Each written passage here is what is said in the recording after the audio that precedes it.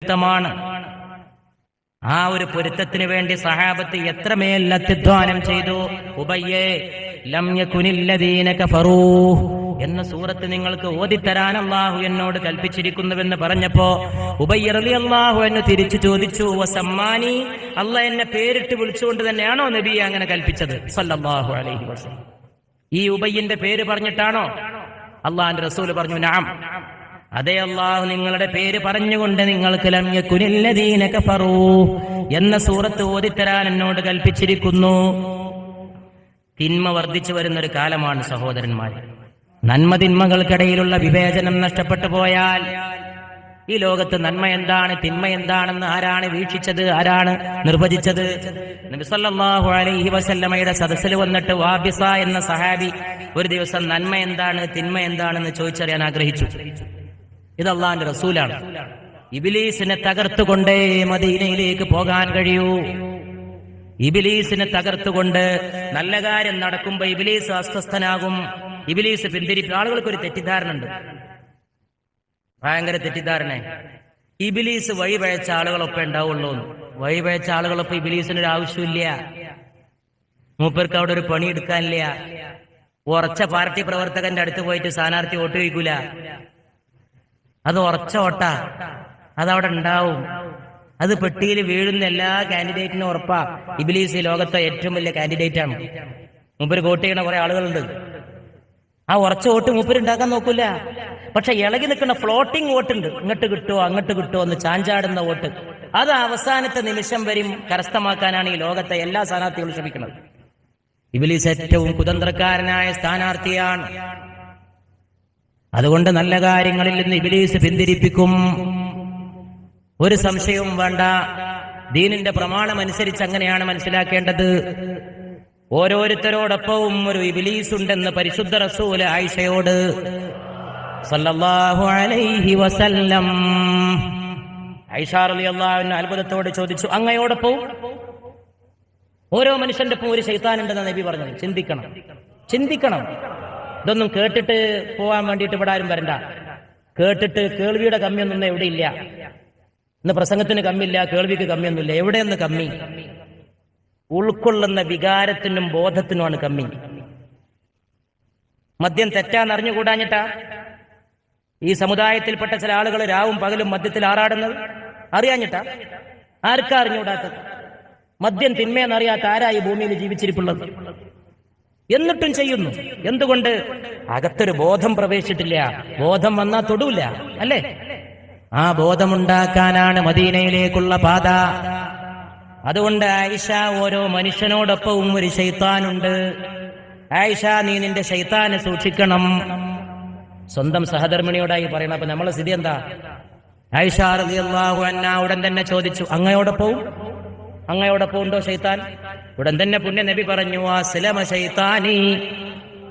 ശൈത്താനി, എന്റെ ശൈത്താൻ അല്ലാഹുക്ക് കീഴ്പ്പെട്ടു പോയി ആയിഷ.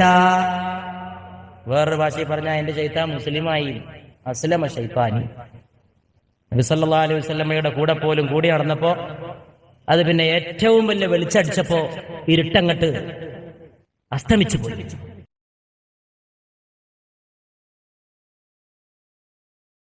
സല്ലല്ലാഹു അലാ മുഹമ്മദ് സല്ലല്ലാഹു അലൈഹി വസല്ലം. സല്ലല്ലാഹു അലാ മുഹമ്മദ്. നിങ്ങൾ ഈ ചൊല്ലുന്ന ഓരോ സലാത്തും ഇവന് കിട്ടേണ്ട സൗഭാഗ്യം കൂടിയാണ്. അതുകൊണ്ടൊരു സൗഭാഗ്യവും ഇവൻ നഷ്ടപ്പെടുത്താൻ ഉദ്ദേശിക്കുന്നില്ല. സല്ലല്ലാഹു അലാ മുഹമ്മദ് സല്ലല്ലാഹു അലൈഹി വസല്ലം.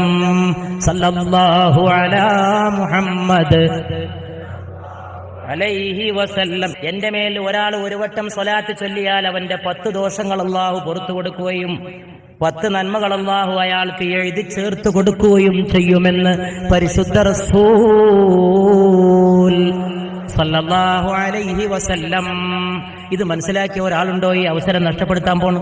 ഇതുകൊണ്ട് എത്ര ആളുകൾ ഈ ലോകത്ത് മഹാന്മാരായി അറിയപ്പെടാത്ത ചെറുപ്പക്കാര് കുട്ടികൾ പറയാറുണ്ട്, ഞാൻ കാണുമ്പോൾ അത്ഭുതപ്പെട്ട് നോക്കി നിൽക്കാറുണ്ട്. ഇന്ന കാസറ്റ് കേട്ട് ഞാനിപ്പോ എന്റെ ജീവിതത്തിൽ വൈകുന്നേരമാകുന്നതിന് മുമ്പ് ബസ് പോകുമ്പോഴും കയറുമ്പോഴും ഇത്ര സലാത്ത് ചെല്ലാറുണ്ട്, യാത്രയിൽ ചെല്ലാറുണ്ട്, ജോലി സ്ഥലത്ത് ചെയ്യാറുണ്ട്, ഒറ്റക്കിരിക്കുമ്പോ ചെയ്യാറുണ്ട്. അൽഹംദുലില്ലാഹ്, അൽഹംദുലില്ലാഹ്. അടുക്കളയിൽ ജോലി ചെയ്യുന്ന സഹോദരിമാർ ആർക്കും ചെയ്യാം, ഏത് സമയത്തും ചുണ്ടിൽ സൂക്ഷിക്കാം. പുണ്യ നബി പൂത്തുലഞ്ഞു നിൽക്കും സല്ലല്ലാഹു അലൈഹി വസല്ലം മുമ്പിൽ. അള്ളാന്റെ അനുഗ്രഹം ആ മനുഷ്യന്റെ ശരീരത്തിലും ആത്മാവിലും ഇറങ്ങും. മരിച്ചു പോകുമ്പോ വിഷമല്ലാതെ ബേജാറാകാതെ മരിച്ചു പോകാം. ഈ ലോകത്ത് ബേജാറാകാതെ മരിച്ചു പോകാൻ കഴിയുന്നത് വളരെ ചുരുക്കമാണ്, വളരെ വളരെ ചുരുക്കമാണ്.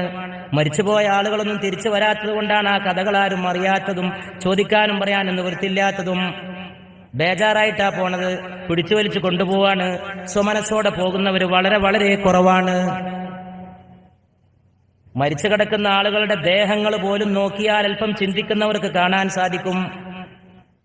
അല്ലാമ ഇക്ബാൽ മരിക്കുന്നതിനു മുമ്പ് 10 മിനിറ്റ് മുമ്പാണ് പറഞ്ഞത്, മരണത്തെ എനിക്ക് ഭയമില്ല. जो मर गए मोमिन बातू गोयम, जो मर गयायद मर्द मोमिन बातू गोयम, जो मर गयायद तबस्सुम बर्लबवैस. മോമിന്റെ അടയാളം നിങ്ങൾക്ക് ഞാൻ പറഞ്ഞു തരട്ടെയോ? അവൻ മരിക്കുമ്പോൾ അവന്റെ ചുണ്ടിലൊരു പുഞ്ചിരി തൂകിക്കിടപ്പുണ്ടാകുമെന്ന്. അങ്ങനൊക്കെ പറയണമെങ്കിൽ നല്ല മോമിനിങ്ങൾക്ക് സാധിക്കുള്ളൂ. അല്ലാമ ഇക്ബാൽ മരിക്കുന്ന 10 മിനിറ്റ് മുമ്പ് ചൊല്ലിയ കവിത അതാണ്. മോമിന്റെ അടയാളം നിങ്ങൾക്ക് ഞാൻ പറഞ്ഞു തരട്ടെയോ? ജോ മർഗ മോമിൻ, അവൻ മരിച്ചു പോകുമ്പോ തബസ്സും ബർലബവസ്, അവന്റെ ചുണ്ടിൽ പുഞ്ചിരി പൂത്തുല്ലസിക്കുന്നുണ്ടാകും. അല്ലാമ മരിച്ചു കിടക്കുന്നതിനെ കുറിച്ച് അദ്ദേഹത്തിന്റെ മകൻ അന്ന് 12 വയസ്സുള്ള കുഞ്ഞ് എഴുതിയതായ ലേഖനത്തിൽ പറയാണ്, ബാപ്പ മരിച്ചു കിടക്കുന്ന മുറിയിലേക്ക് ഞാൻ കടന്നു. ബാപ്പാന്റെ ദേഹം ഞാൻ നോക്കി, പുഞ്ചിരിച്ചിട്ട് ഉറങ്ങിക്കിടക്കുകയാണെന്ന് എനിക്ക് തോന്നി. ഉമ്മ മരിച്ച ദിവസം ഞാൻ ഓർത്തു, എന്റെ കണ്ണിൽ കണ്ണുനീര് വന്നു. പക്ഷേ എനിക്ക് കരയാൻ ധൈര്യമുണ്ടായില്ല. എണീറ്റുകൊണ്ട് ഉമ്മ മരിച്ചപ്പോൾ പറഞ്ഞത് വീണ്ടും പറയുമോ എന്ന് എനിക്ക് തോന്നി. ഞാൻ പറഞ്ഞിട്ടില്ലേ നിന്നോട് നീ കരയരുതെന്ന്?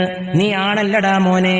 ഉമ്മ മരിച്ചാലും പെങ്ങളായ മുനീറ കരഞ്ഞാലും നീ കരയാൻ പാടില്ലല്ലോ എന്ന് ബാപ്പ ഉമ്മ മരിച്ചപ്പോൾ എന്നോട് പറഞ്ഞത് ഞാൻ ഓർത്തുപോയി. അതുകൊണ്ട് ആ മയ്യത്ത് കണ്ടപ്പോ എനിക്ക് കരയാൻ പോലും ധൈര്യമുണ്ടായില്ല. പുഞ്ചിരി തൂകിയിട്ട് ഉറങ്ങിക്കിടക്കുന്ന പോലെ തോന്നിയെന്ന്. അത് പുഞ്ചിരിച്ച് മരിച്ചു കിടക്കാനൊരു ഭാഗ്യം. മരിക്കുന്നതിന് 10 മിനിറ്റ് മുമ്പ് ധൈര്യത്തോടെ അത് പറയാനുള്ള ഈമാനോ, അതാണ്. സമാധാനമായിട്ട് മരിക്കണം.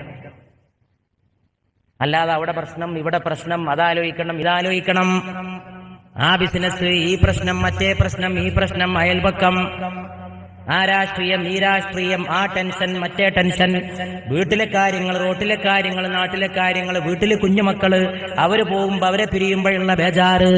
ഈ ബേജാറുകളിൽ നിന്ന് മുക്തരായിട്ടൊരാൾക്ക് മരണപ്പെട്ടു പോകാൻ ആ മനുഷ്യന്റെ കൽബിൽ തിരുമേനി പുഞ്ചിരി തൂകണം സല്ലല്ലാഹു അലൈഹി വസല്ലം.